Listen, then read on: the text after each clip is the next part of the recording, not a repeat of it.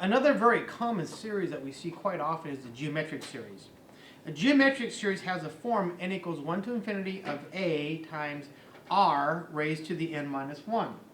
And this is also very commonly written as the sum n equals 0 to infinity of ar to the n. So it's two different forms of the exact same thing. And you can see they are actually identical. When n equals 1, I have r raised to the 1 minus 1, which is r to the 0. When n equals 0, I have a times r to the 0. So they are actually the exact same thing. It's just, preference as to how you want to write it. Now, a geometric series has this form in general for a non-zero. Obviously, if a is 0, then I have an infinite sum of zeros, which is really rather trivial. We can find the sum of a geometric series. If we identify something as being a geometric series, then we actually can find the sum. Now, the partial sum, Sn, and actually I should have written this as i's, but because this is a little bit confusing the way it's written.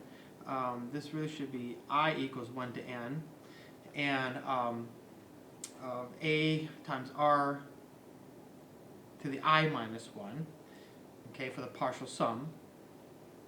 That implies that Sn equals, well, when I is 1, I'm going to have a times r to the 0, which is 1. So it's a, plus when I is 2, I have 2 minus 1, which is 1, so I have a times r to the first, and then plus a times r squared, plus yada yada yada, out to a times r to the n minus 1, stopping obviously at n. Now, the typical method that we use to solve a geometric series is I'm going to consider for a moment simply r times Sn. If I take r and multiply by Sn, over here on the right hand side I'll get r times a, which is a times r, and then r times a times r, which is ar squared, plus so forth, etc. And I'm going to end up with plus a times r to the n minus 1 plus a times r to the n. So what I did is I took Sn equals a times r, or a plus ar squared, and multiply both sides by r to get this. Now, if I subtract this from take Sn, subtract from it r times Sn, then what I have is Sn minus Rsn is equal to, well, I'm going to have an a, but notice the a times r to the first cancels out, a times r squared will cancel out, all the way out to a times r to n minus 1 will cancel out, and I'm going to end up with plus a times r to the n. And that's actually minus a r to the n. So now I'm just going to do a little bit of algebra on this. If I factor out the Sn, this implies that Sn times 1 minus r is equal to a minus ar to the n, which would then imply that Sn is equal to a minus ar to the n over 1 minus r. So that's Sn. Now, if I let n go to infinity, I think you can see that this may converge or diverge depending on what r actually is. So I'm going to do a little bit more algebra to this, and what I'm going to end up with is Sn equals a over 1 minus r minus ar to the n over 1 minus r. So now I need to think in terms of what values of r will this converge and what values of r will it diverge. Well, right away, when we think back to the geometric sequence, we notice that it converged if r was greater than -1 and less than or equal to +1. So I'm thinking those same terms here. So if r is strictly between -1 and 1, that means if I take the limit as n goes to infinity of Sn, what I get is the limit as n goes to infinity of a over 1 minus r minus ar to the n over 1 minus r. Now this first term does not have any n's involved, so this is going to be simply a over 1 minus r minus the limit as n goes to infinity of ar to the n over 1 minus r. So if absolute value of r is less than 1, okay, I'm excluding those endpoints, negative 1 and positive 1. If it's strictly less than 1, then what I get is really all that I'm really interested in here. I can rewrite this limit one more time, and this is going to be a negative a times 1 minus r times the limit as n goes to infinity of r to the n. So for this situation, we know that this limit will go to 0. So if r is between negative 1 and 1, absolute value of r is less than 1, we know this limit will go to 0. And actually you can prove it. I did it earlier as part of the geometric sequence, I believe. I kind of went through a couple steps to show that that's true. So what that gives me is I know that the geometric series, the sum n equals 1 to infinity of ar to the n is convergent for absolute value of r less than 1. And not only is it convergent, but it converges to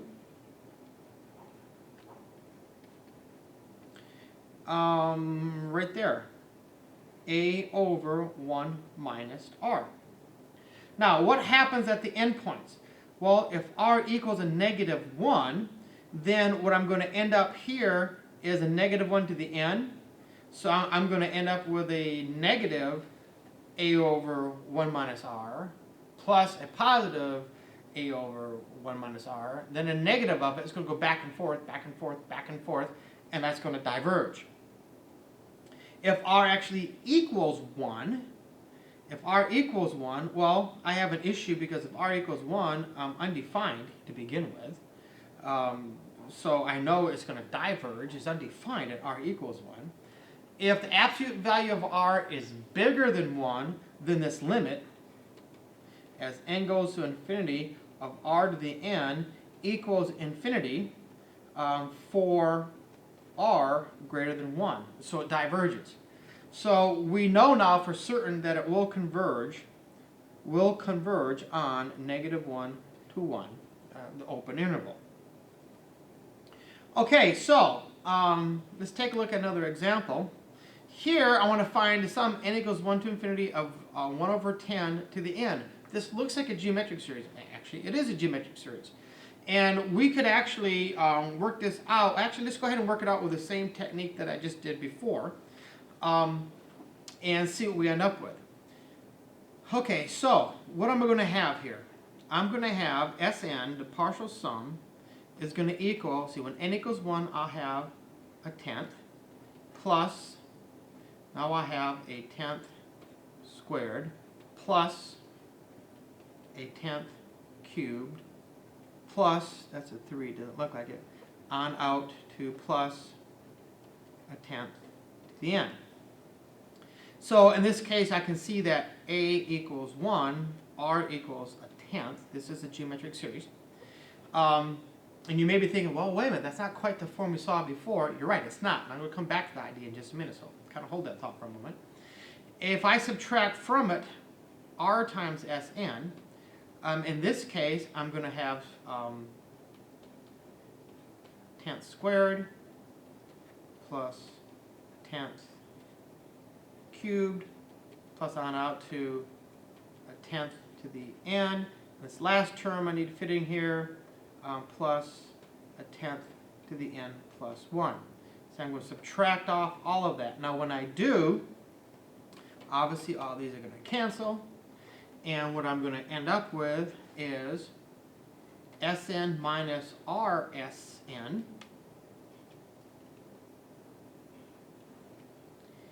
equals, see, this looks like a tenth minus a tenth to the n plus 1.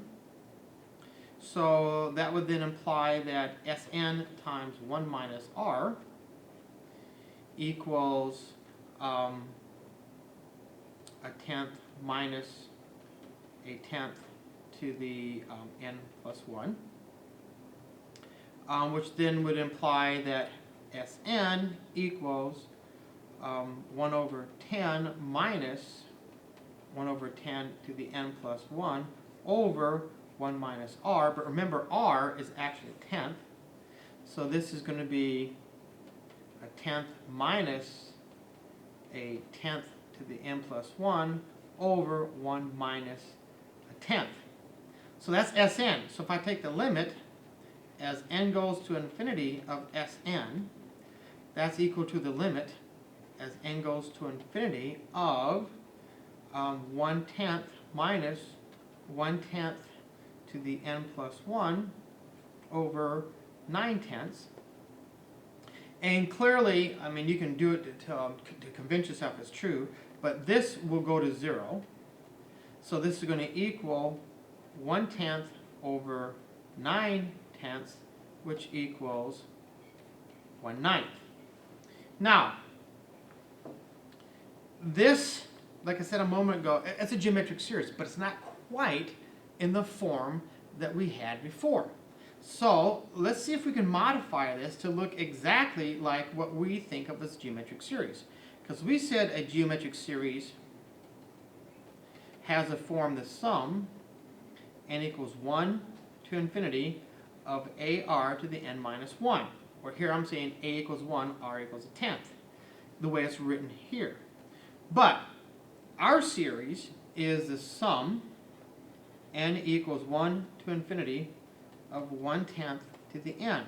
Well, if I factor out a tenth, this is the same as n, or I said the sum, n equals 1 to infinity of a tenth times 1/10 to the n minus 1. Now this is a geometric series in the form that we're familiar with, where specifically a is equal to a tenth, and r is also equal to a tenth.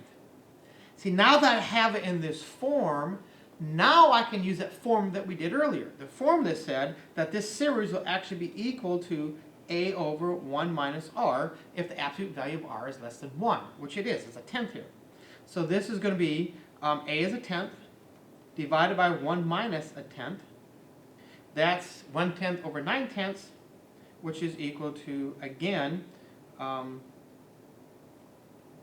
what do I have here? Let's write this out. 1/10 over 9/10, which is equal to, again, 1/9. The reason I was able to use this formula here is because I had my geometric series. I modified it to put it into this form. Up here, when I said a equals 1 and r equals a tenth, well, that's true. But it's not in the form that we're used to seeing it, so I couldn't just whip out this little equation here to find the solution. So I needed to go through this process to actually find the sum of the geometric series, or transform it into that form that we're familiar with, and then that allowed me to use that little equation there, or little formula, however you want to look at it, to find out what the sum actually is. Okay, let's take a look at one more kind of interesting example. This is a little bit harder, not too bad. When an employee receives a paycheck at the end of the month, P dollars is invested in a retirement account. These deposits are made each month for T years, and the account earns interest at the annual rate of R, so R is our interest rate. If the interest is compounded monthly, the amount A in the account at the end of T years is given below. Verify the formula. Okay, first of all, this is the amount that you'd have. This is your first month, your second month, what you'd have, plus the third month, what you're earning, plus yada yada yada, out to these T years. And they're saying that this formula condenses to this. Now, this is not an infinite series. Okay, this is not infinite. Yeah, this looks like it could be a geometric series, but it's finite. Okay, this is finite, it's not infinite. So let's take a look at this. And the way I'm going to approach this is using the exact same idea that we just did before. So I'm going to say, well, I'm going to relabel some stuff. Right away, I'm going to let k equal 1 plus r over 12. I don't want to write 1 plus r over 12 a bunch of times, so I'm just going to call it k for right now. And then when I need the 1 plus r over 12, I'll substitute it back in. So what I really have here, I'm working with a equals p plus p times k plus p times k squared plus all the way out to p times k to the 12t minus 1. Now I'm recognizing this as being a geometric series, where what I'm thinking of in the geometric series of a is going to be equal to p. And what I'm thinking of as r in a geometric series is actually 1 plus r over 12, or in this case, it's k. Kind of forgive me for using the r's twice. The first r is what I think of in the general form of a geometric series, and then of course r, the second one, is the interest rate. So those two r's actually represent something different. I just want to equate it to the idea of the form that we've seen before for the geometric series. So I am going to take a look at r times a, which equals, whoops, I'm sorry, not r, because it's now k, k times a. So I'm going to have k times a, which is equal to pk plus pk squared plus all the way out to plus pk to the 12t minus 1 plus 1 more p times k to the 12t.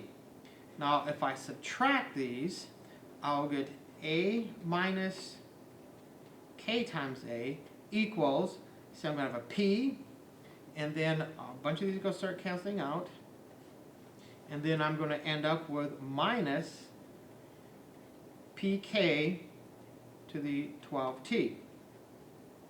That gives me that a, the amount a, is equal to p minus pk to the 12t over 1 minus k. Well, it looks to me like now's the time to start substituting back in the real value of k, that 1 plus r over 12.